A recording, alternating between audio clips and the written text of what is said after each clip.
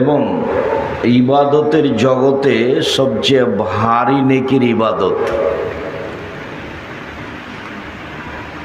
ইবাদতের জগতে সবচেয়ে ব্যতিক্রম ভিন্ন ধরনের বিরল ইবাদত সলাত। কিন্তু সলাতের নেকি যত ভারী, ভালো চাল চলনের নেকি তার চেয়ে হাজারো গুণ বেশি ভারী। ভালো চাল চলন কি জিনিস? হজ এমন একটি ইবাদত, কবুল হলে মানুষটি হয়ে যায় সেই দিনের মতো যেদিন তার মা তাকে জন্ম দিয়েছে, নিষ্পাপ হয়ে যায়। এরপরেও হজ ইবাদতের নেকি দাড়ি পাল্লাই যত ভারী, সদাচরণের নেকি তার চেয়ে হাজারো গুণ বেশি ভারী। সদাচরণ কি জিনিস? তাসবিহ তাহলিল জিকির আজকার কোরআন তেলাওয়াতের নেকি দাড়ি পাল্লাই যত ভারী, সদাচরণের নেকি তার চেয়ে হাজারো গুণ বেশি ভারী। সদাচরণ কি জিনিস?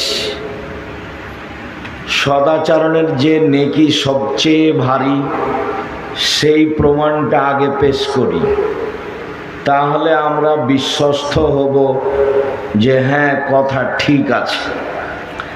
আবু দারদা রাদিয়াল্লাহু তাআলা আনহু বলেন, রাসূল সাল্লাল্লাহু আলাইহি ওয়াসাল্লাম বলেছেন, ইন্না আফকালা শাইইন ইদাউ ফি মিজানিল মুমিন ইয়াউমাল কিয়ামা খুলুকুন হাসান। মুমিন পুরুষ নারীর নেকির পাল্লায় বিচারের মাঠে সবচেয়ে যেটা ভারী নেকি রাখা হয় সেটা হচ্ছে সদাচরণের নেকি। এ কথা রাসূল সাল্লাল্লাহু আলাইহি সাল্লাম বলেন।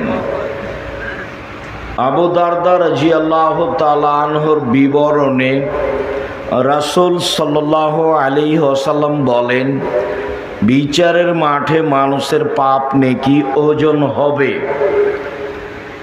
ইহুদিদের পাপ নেকি ওজন হবে না, তাদের কোনো নেকি নেই। খ্রিস্টানদের পাপ নেকি ওজন হবে না, কেন? তাদের কোনো নেকি নেই। হিন্দুদের পাপ নেকি ওজন হবে না, কেন? তাদের কোনো নেকি নেই। কাদিয়ানীদের পাপ নেকি ওজন হবে না, কেন? তাদের কোনো নেকি নেই। শিয়াদের পাপ নেকি ওজন হবে না, কেন? তাদের কোনো নেকি নেই। এইভাবে যত মানুষ আকীদায় মার খেয়ে গেছে তাদের পাপ নেকি ওজন হবে না, নেকি না থাকার কারণে। পাপ নেকি ওজন হওয়ার জন্য দুইটা পাল্লা লাগবে, পাপও লাগবে, নেকিও লাগবে। যাদের পাপ নেকি ওজন হবে না তাদের ব্যাপারে আল্লাহ তাআলা বলেন, ফালা নুকিমু লাহুম ইয়াউমাল কিয়ামাতি ওয়াজনা। আমি তাদের পাপ নেকি ওজন করব না। ইউখাযু বিন নাওয়াসি ওয়াল আকদাম। তাদের মাথা এবং পা ধরে তাদেরকে জাহান্নামে নিক্ষেপ করা হবে। পাপ নেকি ওজনের সময় মানুষের নেকির পাল্লায় সবচেয়ে যেটা ভারী নেকি রাখা হবে সেটা ভালো চাল চলনের নেকি। ভালো চাল চলন আমরা বুঝি, তবু একটু বলি। লোকে বলে ছেলেটা খুব ভালো, এই যে বলে, লোকে বলে ছেলেটা খুব খারাপ, ওর চাল চলন খুবই খারাপ। তাহলে মানুষ ভালো চাল চলন বুঝে। আপনাকে একটু বাস্তব দেখাই।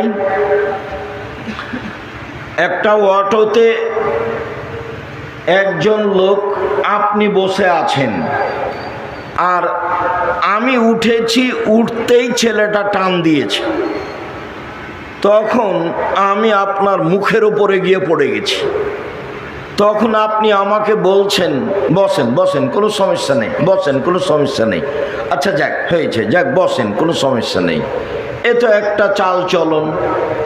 আরেকটা, আমি বসে আছি অটোতে, আর আপনি এসে উঠেছেন, উঠতেই ছেলেটা টান দিয়েছে, আপনি আমার মুখের ওপরে এসে পড়ে গেছেন, তখন আমি বলছি কপালে চোখ নাই, হিসাব করে উঠতে পারেন না, হিসাব নিকাশ থাকে না, হিসাব নেই, এটাও চাল চলন।